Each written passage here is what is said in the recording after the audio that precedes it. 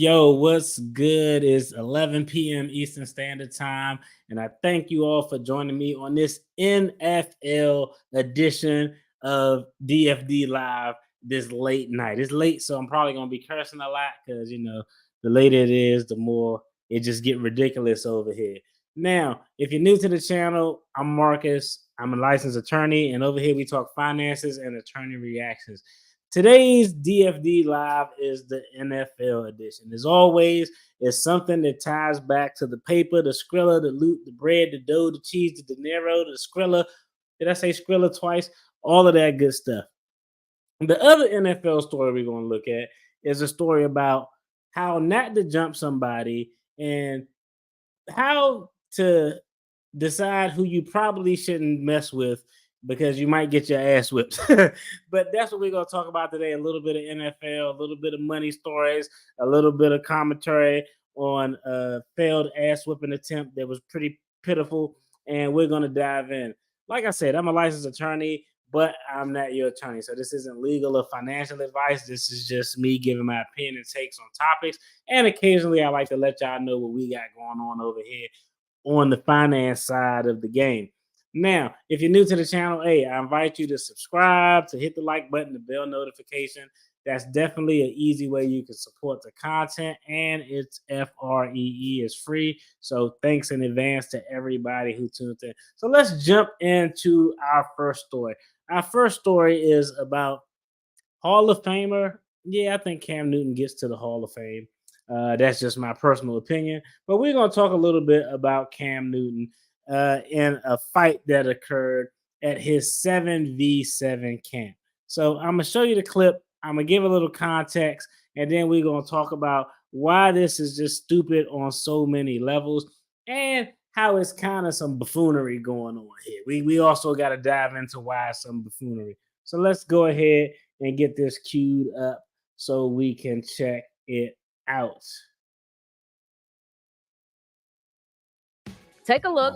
You can see Cam Newton. Can you make him out there trying to fight off multiple men? The former NFL quarterback was taking part in an invitation-only camp and tournament when this happened over the weekend. Camp staffers and security officers eventually stepped in to break this up. It is not clear what led up to this fight, but people are investigating. Police, I should say, are investigating. He may have been outnumbered, but over on social media, people are impressed, saying, Mr. Cam Newton held his own. Y'all better watch out now. Y'all know who you running up on. All right, so let's rewind this because we got to look at some still images on this. But before we dive in, let me give you the background. Cam Newton has a 7-on-7 competition where high school kids can come and show their talents. Now, the individuals, the persons he were in a fight with, the majority of them used to work with him at his organization that sets up and sponsors this 7-on-7 tournament. Somehow in the past, those relationships broke up. These coaches, they actually parsed out and started their own team.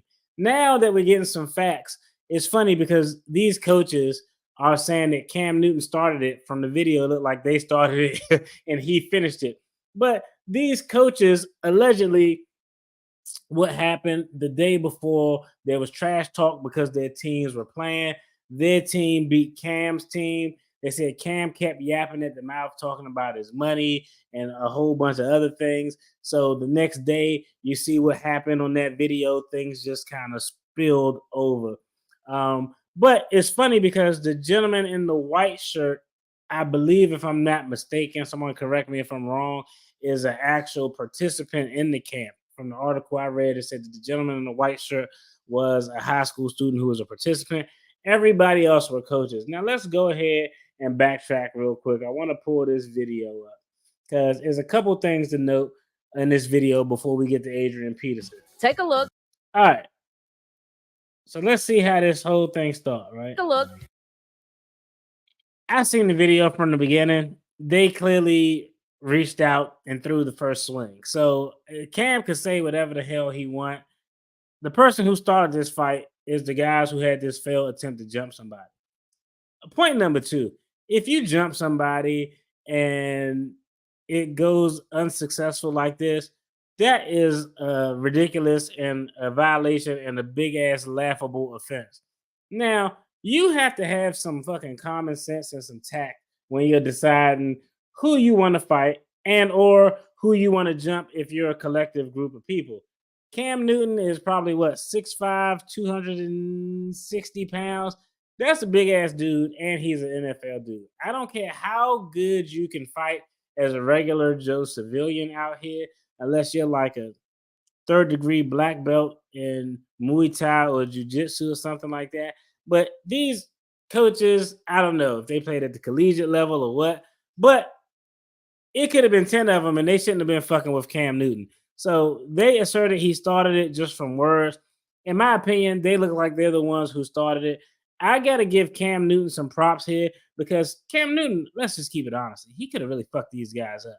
Cam Newton could have really fucked these guys up in this video. And you could tell that he really didn't want to do it.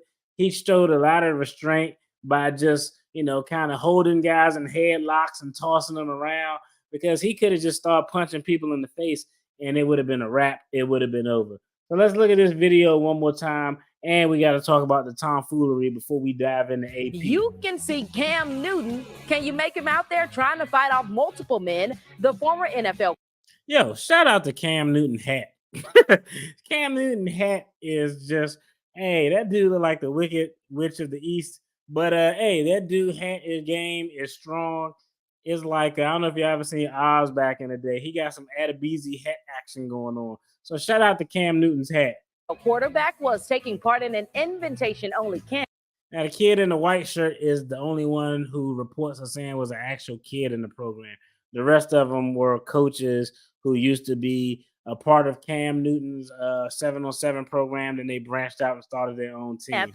And tournament when this happened over the weekend.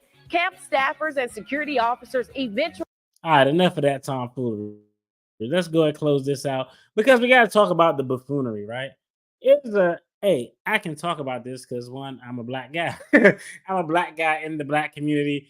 So I think this is something that I can talk about.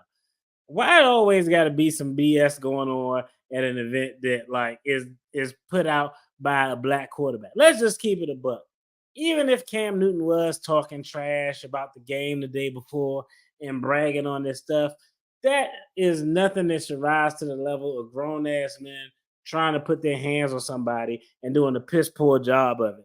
That's just crazy. There are a lot of NFL players, a lot of athletes out there who host these damn camps, and you never see any type of tomfoolery or bullshit going on. But Cam Newton always got something going on at this camp, whether it's the kids being disrespectful, in this cases, the coaches who was feeling some type of way. But these type of things do not happen at camps held by other people's. Like, I don't know if Russell Wilson has a football camp or that, but we aren't hearing about these things happening at Peyton and Eli's camp or anybody else camp. So this is just a bad look altogether, but we definitely got to give Cam Newton some props because he could have really destroyed some people, and he elected not to do that because he knew how it would look and be perceived if he just started punching people in the face, and it would have been a wrap for them. So shout out to Cam Newton. He's probably still going to continue to do this, which is a good thing, I think. You can't let a few bad apples spoil the entire thing. But I think that's just crazy. It was a piss poor attempt at jumping somebody, and it was a complete and utter fail. Now, we are going to talk a little bit about Adrian Peterson. If you aren't familiar with who Adrian Peterson is, you clearly aren't a sports fan or a football fan. But Adrian Peterson, some say, is maybe a top 5 running back ever to play the game. League leader in rushing 3 times, rushed for over 2,000 yards, rookie of the year, offensive player of the year, MVP award. All of these things are in his. And I'll be honest, if he played today, he probably could rush for 700 to 800 yards. Let's just keep it a buck. Adrian Peterson was that much of a physical beast. But reports have came out that Adrian Peterson is selling his trophies, all of his awards that he won. Now, of course, days later, he's denying all that. But the speculation is out there that he's selling all this because he's hard up for cash. He's tight for money. The ends just aren't meeting. Adrian Peterson made over $100 million during the course of his playing career. And according to reports, it looks like that AP may stand for almost poor. So let's go ahead and cue up the article so we can talk about this real quick and just jump in and see what is going on here with AP. All right. Former NFL MVP Adrian Peterson has been facing property seizures, court records show. All right. This is from February 22nd. In 15 seasons in the NFL, Adrian Peterson rose to fame as three-time Russian champ, blah, blah, blah. We talked about all that. But he hasn't played. Okay. He earned more than $100 million combined, most of it from his time with the Minnesota Vikings from 07 to 2016. But he hasn't played since 2021. The same year, a judge in New York entered an $8.3 million judgment against him for stemming from unpaid loans. Court records indicate that he hasn't paid up since and instead has been in a legal battle over attempts to seize his property to collect on that judgment, including the fight over a piano and items that have been kept in multiple storage units. All right, so what did Adrian Peterson say about the auction? Of course, he said he did not authorize the sale of any of his trophies, and he will be taking legal action. Peterson said in the video, trusting this company without supervision was a mistake. We allowed them to go into several of our storage units with clear instructions. They clearly did something unlawful, and I want to emphasize that I'm financially stable and would never sell off my hard-earned trophies. And if I was going to sell them, I know people that I could sell them to. I wouldn't go online and sell my personal items randomly. So what's going on with Adrian Peterson and his money? Okay, as soon as I see DVS, D'Angelo Vehicle Sales, that sounds like a shady place to buy something from. But in March of 2022, a court in Houston appointed Robert Burleth as a receiver to collect on a judgment on behalf of the lender, a Pennsylvania lending company called D'Angelo Vehicle Sales. The company loaned Peterson. Let me close this. This lady facing the corner blowing me. The company loaned Peterson $5.2 million in 2016 when Peterson played for the Vikings and plans to use most of the money to pay back other lenders. Yo, that's a big ass problem. When you got to borrow money to pay back money that you borrowed, so you're getting a loan to pay a loan. That's just kind of a circular rationale that won't get you out of nowhere. But that's off the break. That's a bad idea when you're borrowing money to pay off money that you previously borrowed. But Peterson didn't pay back DVS, and now he owes much more, including interest, according to the court filings. In the meantime, Burleth had filed court records that described the collection effort as a game of cat and mouse. Last year, the court-appointed receiver even filed a complaint against Peterson, alleging that Peterson was trying to avoid paying what he owed on the judgment by transferring ownership of the storage units to his wife. Last July, the receiver was informed that Peterson was attempting to auction non-exempt property that was held in multiple storage units. When the receiver attempted to seize the property, an employee of the storage company said ownership of the unit had been transferred to Peterson's wife. Shout out to Adrian Peterson for I clicked on something and it took me someplace I didn't want to go. But shout out to Adrian Peterson for trying to manipulate the system and pass things off to his wife. Hey, I ain't mad at you. All right, let's see. The same day, a storage unit employee contacted Ashley Peterson to inform her of the receiver's presence and his intent to seize the assets held in the units, said Burleth's court filing. Why does Adrian Peterson owe this money? D'Angelo Vehicle Sales. I'm going to jump out on a limb and guess that is because he borrowed a shitload of money to buy some vehicles that he probably couldn't afford. Peterson executed the loan agreement with DVS on October 27th of 2016 and agreed to pay it back in full by March 2017. God damn, that's a long ass time ago. He's still dealing with this. A loan that was secured by his NFL contract, according to a promissory note filed in court. So, something to value, his NFL contract. He either had time remaining on that contract or probably an option that he could enact or the team could enact, but there was something potentially of value still in that contract, and he used that contract essentially to leverage these loans. I can get these loans because I got this contract over here that's going to pay me this amount of money. But just a few months after the loan was executed, the Vikings, okay, here it go, declined to pick up the $18 million option on his contract and let him go as a free agent. He came back from a knee injury he suffered shortly before the loan was executed in 2016, but his earnings fell after leaving the Vikings, never topping 3.5 million a year. So, team had an option to give him $18 million. They declined to take the option, and his next salary was $3.5 million a year. So, presumably, if he would have actually got his option picked up, he probably wouldn't be in this situation. After he didn't pay it back what he owed, DVS filed a lawsuit in New York in August of 2018. In early 2021, a New York judge entered the $8.3 million judgment in favor of DVS, along with 9% post judgment interest, eventually leading to the appointment of a receiver to collect on Peterson at his home in Texas. Let's see.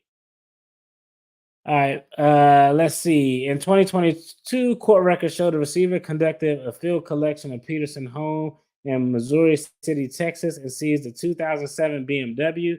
Yeah, I know he doing bad because I got a 2007 BMW, and and shit ain't sweet over here. 2007 BMW, a Yamaha piano, but Peterson's attorney pushed back against the letter too, saying that it was the property of Ashley Peterson and was gifted to her before her marriage uh, to Adrian Peterson. Attorney also said that the receiver made inaccurate claims in his motion to compel and sell assets. So, long story short, Adrian Peterson was clearly over leveraged, and by being over leveraged, now he found himself in an absolute shit. So, now let's talk a little bit about what we know just from the numbers in Adrian Peterson's life that circled back around to kick him in his ass financially. He made, I think, $102 million during his playing career. $102 million. Let's go ahead, chop that in half. He made $51 million during his playing career after taxes. Now, he probably had agents, attorneys. So out of that 50 million, let's go ahead and let's say 7 million of that is gone to agents, attorneys, all sorts of other people who you got working for. Personal trainers, that's 7 million gone. Now he got about $43 million that he made during the course of his playing career from NFL salary. We don't know about endorsements, but I've never seen Adrian Peterson on that many commercials. Now he got $43 million. Now, this is something that also pinched into his finances. Adrian Peterson has 6 or 8 kids. No one knows the baby mama to baby ratio, but some numbers are as low as 6, some are as high as 8, all with different baby mothers allegedly. I don't know how much child support that is, but I know that shit over the course of 18 years for each child, maybe 25 if those kids are in school, are going to take its toll. So $43,000 before he got to take care of his 6 to 8 baby mamas and kids. So his pockets is already thin. And we know from reports, Adrian Peterson had a big ass party for his birthday, I believe, in 2015, where he flew out 30 people first class, paid for the accommodations. He was riding the camel like he was, I don't know, Jafar or something from Aladdin. And I'm sure he probably flipped the bill on all that. If he flipped the bill on all that, that's probably another $3-4 million down the drain. And let's just think about it. He had this big ass party in 2015, but these documents we just read show that he took out a loan in 2016. So he probably never had the money anyway. He was actually just waiting and anticipating and praying that he got this option picked up so he would make the $18 million a year, be able to pay back that original $5.2 million loan and still have something left. Now, this is terrible and sad because this is a story we see too often with athletes, especially black athletes, where they make hundreds of millions of dollars, tens of millions of dollars, and they come back broke, busted, and disgusted. And it's something that could be avoided or could have been and should have been avoided. Now, I'm not one of these people who always going to shit on athletes because we got to think about it. Athletes are making a lot of money from the age of 21, 22, maybe younger if it depends on the sport, but 22 to average playing career 4 years. But these guys are making so much money on the front end. And just in general, no matter who it is, it takes you time to learn how to manage your money. Everybody's not Chad Johnson and cheap as hell living at the stadium. You're gonna want to do what you couldn't do for your entire life, and that's buy the shit that you want, live a life of luxury, have nice things, flex, floss a little. It's only natural. I mean, I think we all do it at some standpoint. You know what I mean? Like, hey, I graduated college, I got this job making 50,000 a year, and I never made that much money in my life. Let me go out and get this BMW. Then 5, 6, 7 years later, you like, I probably shouldn't have got it. So the big takeaway from this thing is you gotta plan and have some preparation, and you gotta be strategic with how you move. Issue number one, when you stretch yourself thin with baby mamas and child support, that's already off the rip. That's going to be something that's financially going to impact you hard as hell. If second thing is you can't make a financial plan based on a possibility. He made a financial plan to secure a loan based on the possibility that the team would hopefully pick up his contract and he would make $18 million. That is utterly crazy and kind of wild. Let's put it in perspective. I'm gonna give y'all an example. All right. I started a new job, and hey, I'm blessed. This new job is paying me very well, right? Now, I know that this job is a job that has the potential to be permanent. But until some administrative things get done, it's a term appointment for 14 months, 12 months, whatever it is. Now, once these administrative things are done, it'll go from a term appointment to a permanent position. But what Adrian Peterson did was make a financial decision based on something that is a possibility. And that's something that you should never do. That would be the equivalent of I know my position is a 12-month term employment. And I know after 12 months, if everything go according to plan, it's going to be a full-time position, no term. I don't got to worry about that anymore.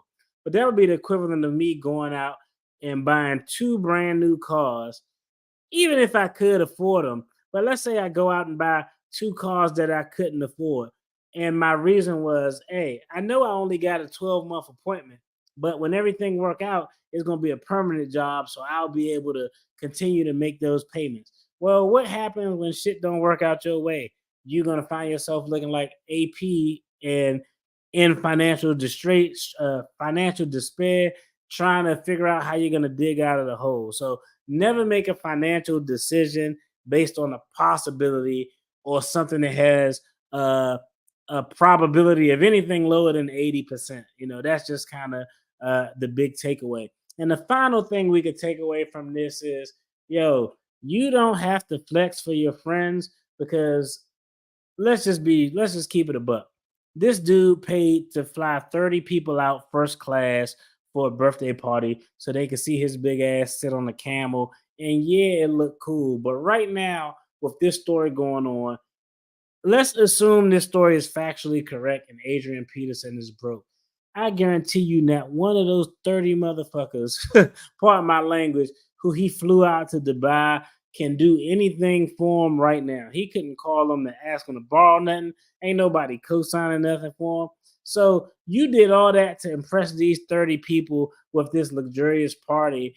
And those people aren't even individuals who you could actually lean on or ask for help when and if you needed help. So the big takeaway from that point is it does you no good to try to impress people because the people you're trying to impress aren't going to be people who are going to be there when you need something from someone any damn way. If you're trying to impress anyone, you should be trying to impress the people who are on your team, who you can go to if times get hard, or they can give you an assist, or they just there because of who you are and not there to use the hell out of you. Those 30 people who went on that trip, man, Adrian Peterson probably never talked to 20 of them again. Now that he in these financial despair, he probably never talked to those folks again.